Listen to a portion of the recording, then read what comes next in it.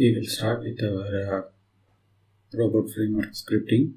I am going to use Python IDE for creating the robot framework automation script. We need robot framework -soap library. You have to install it. I am using version 1.3 at the time of recording this video. And for writing the robot script, I am using scratch.robot file. First, we need to define the library,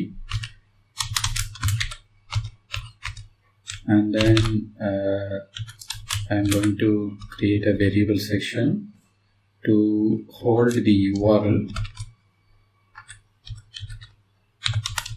Okay, and what URL that we needed, you can copy it here. We need a Vistal URL.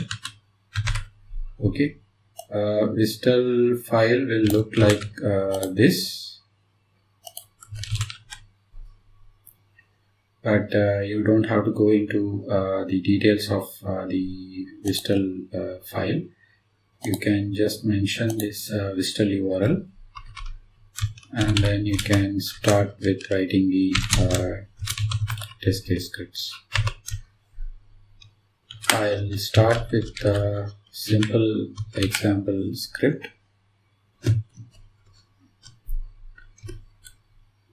To work with the SOAP API, we need to create a SOAP client first. And then using this client, we can call the API with the request XML, and then we can get the response. The prerequisite for calling or using the method to call the API is first we need to call this keyword, and then this keyword will create a client and then it will store it. And all other API hitting methods, these ones, the call is SOAP method, call SOAP method with string XML, call SOAP method with XML. All of these three methods or keywords are used to hit the API server and then get the response. The precondition for these three keywords is we need to use this particular keyword first, and then we can use these three methods to hit the SOAP API server.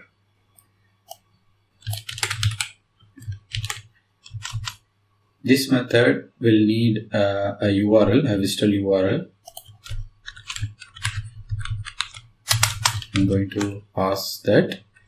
Okay, so that is done. Next, we can use these methods to hit the API server. Okay, the first one is very basic method.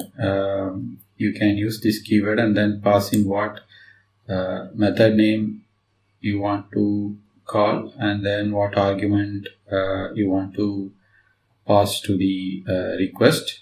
The argument value that you pass will get updated in the XML, and those values, updated values, will be sent to the API server, and whatever the response that we are getting, that gets stored in a variable. We can receive the response in a specific variable. Okay.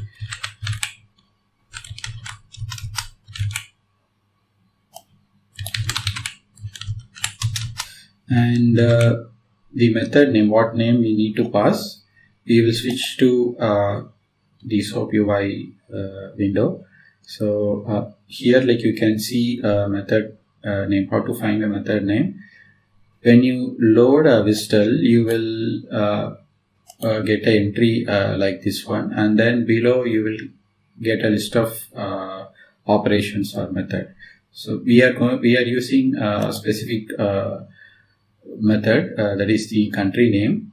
Okay, so we will use that method in the automation also.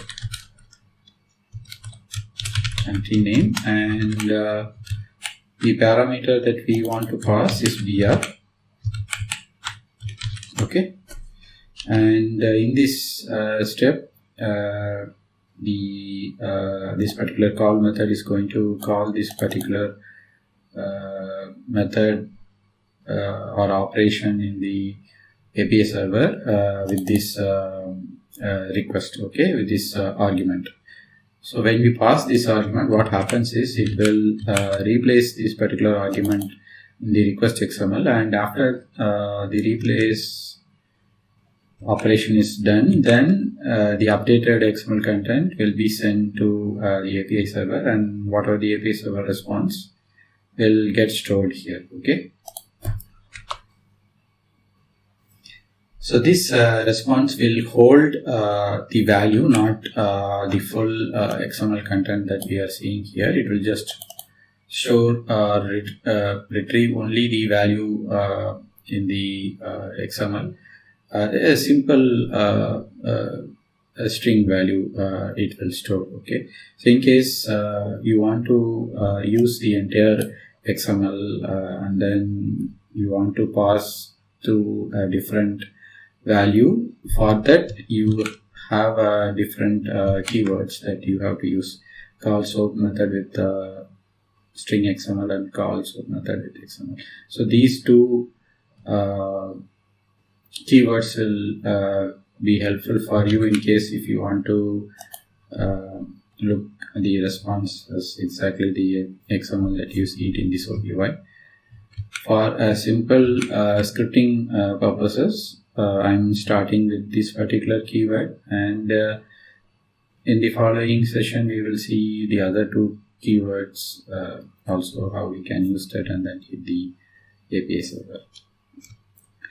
Now we have the response, and the response is going to contain this value, okay, and we need to insert some validation conditions, right, whether we are getting the expected response from the API server or not.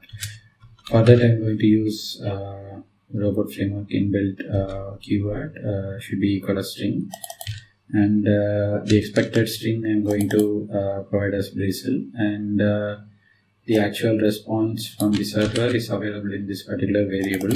I'm going to pass that one. So now we are going to compare the response from the API and then the expected value. Okay, now we will go to the terminal, and then we will run the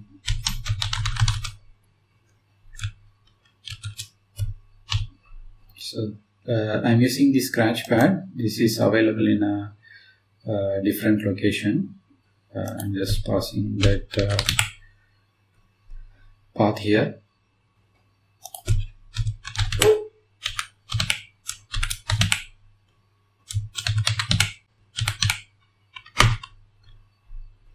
Okay, it got passed. We will look into this particular log file.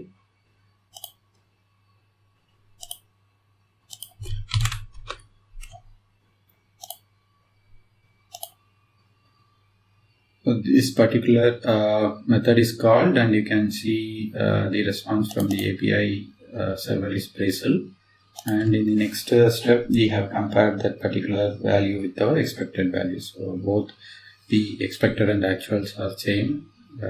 So this particular keyword got passed. So this is how one way like you can use this whole library to validate your API responses. That's all for this session. We will dive deeper into the other sets of keywords this SOAP library provides in the next session. Thanks for watching.